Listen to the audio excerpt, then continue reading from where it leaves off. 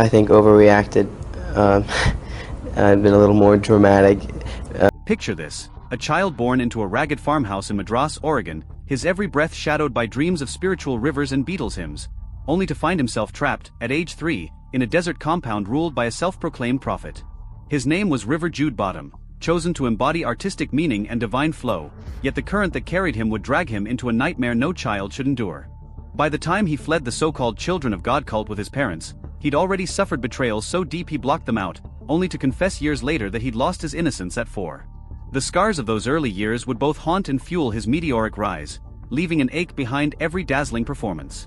When his family finally tore themselves free of the cult's sexual indoctrination, his parents only willing to stay so long before Berg's demands for child-adult rituals became too monstrous, they scraped together what little they owned and hid in a rat-infested shack on a Venezuelan beach. A kindly priest smuggled them aboard a freighter bound for Florida, and in 1979, they shed bottom for Phoenix, a declaration of rebirth. 8 years old, trembling with unspeakable memories, River picked up a guitar and, alongside his sister Rain, began performing on street corners in Los Angeles just to buy bread. Each note he sang carried a weight no street busker should bear, yet it was this raw vulnerability that caught talent scout Iris Burton's eye. Within months, River was auditioning for commercials, his voice cutting through the sunshine-slick desperation of Westwood's boulevards. By 10, he was feeding his family through national TV spots and minor entertainment gigs. Hollywood's machinery churned around him, but nothing prepared him for his first feature. Explorers, a sci-fi flop that might have buried a lesser kid. River, pale and earnest, watched the world move on without him. Then came Stand By Me in 1986, when director Rob Reiner dared River to reach into his own secret sorrow and recall the last time he'd felt he'd let someone down. In a single tear-choked take, River unleashed the silent storm he'd carried since those cult days, a flood of grief so real it stunned everyone. The critics marveled, the industry shifted, and in the space of a year, River Phoenix went from street musician to Hollywood's freshest face. Success arrived like a tidal wave he never fully rode. He trained under 110-degree heat for the Mosquito Coast, trudged through mud carrying ice blocks for 8 hours, bruising his ribs to earn Harrison Ford's respect. A few years later, he spent 8 unforgettable minutes as young Indiana Jones, whipping a lion into submission and dusting off his jacket with improvised flair. Moments that turned toys and posters into wildfire among fans. Yet at 19, he was already spurning long-term contracts and surefire blockbusters, including Goodfellas, to chase roles that offered substance over stardom. He became the anomaly who refused to be tamed by Hollywood's fame machine.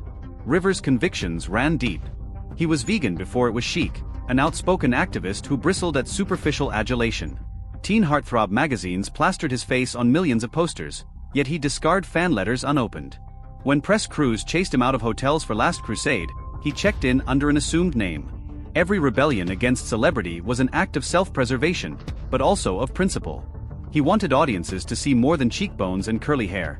He wanted them to listen, to feel, to remember that art can transform pain into truth. By 21, River was an art house heavyweight.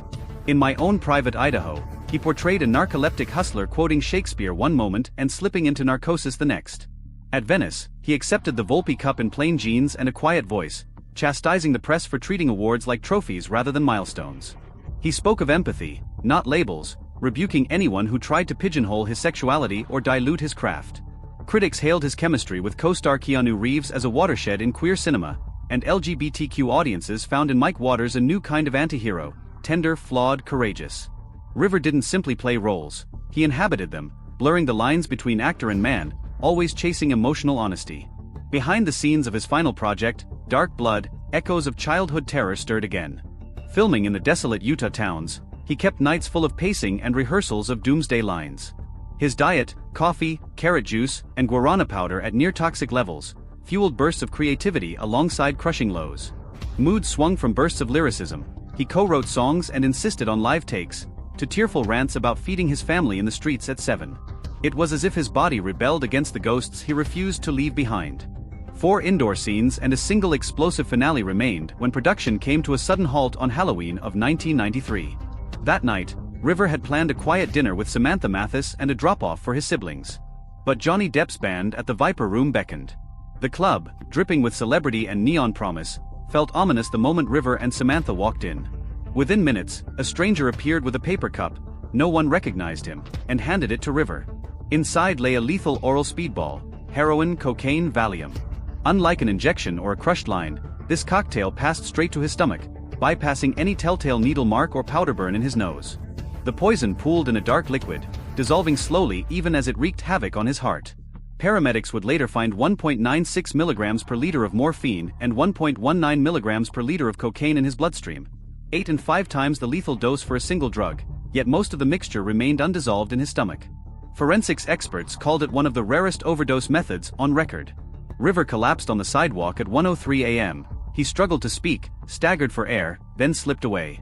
His sister Rain fought to keep him alive. Joaquin's frantic 911 call echoed through the night until silence fell. At 1:51 a.m., after defibrillator shocks and epinephrine rounds, River Phoenix was gone. In the aftermath, Johnny Depp closed the Viper Room for 9 days, scrubbed the sidewalk clean, replaced the payphone with a wall lamp. The tabloids screamed about drugs but missed the crux. No injection marks, no nasal residue, no simple answer. Who offered him that cup? Was it a friend gone rogue, a predator cloaked in celebrity limelight, or a torn soul seeking release?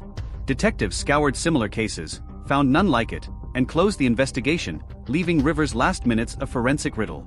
Yet his flame endures. Dark Blood lay locked away until 2012, when its director rescued the damaged reels and finished the film with voiceovers. Survivors of the Children of God continue to expose its horrors, vindicating River's early confessions. Actors still invoke his name when choosing roles that risk comfort for authenticity. Veganism and activism among the young and famous trace a line back to his convictions. Every year on Halloween, fans leave candles and flowers outside the Viper Room, a ritual of remembrance for a spirit that burned too bright to be snuffed out so quickly.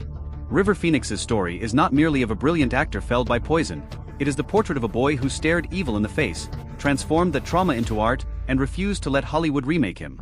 He rose from cult abuse like the mythical bird, but never soared far from the gravity of his past. The questions surrounding his death, who slipped him that fatal drink, how the drugs bypassed every safeguard of the body, why no one intervened in those crucial 20 minutes, linger like smoke. They feed the legend of an artist who demanded truth in every line, every gesture, and every heartbeat. And though his life ended tragically, the echo of his work, his activism, and that fierce refusal to be anyone's product remains an immortal flame rising from the ashes.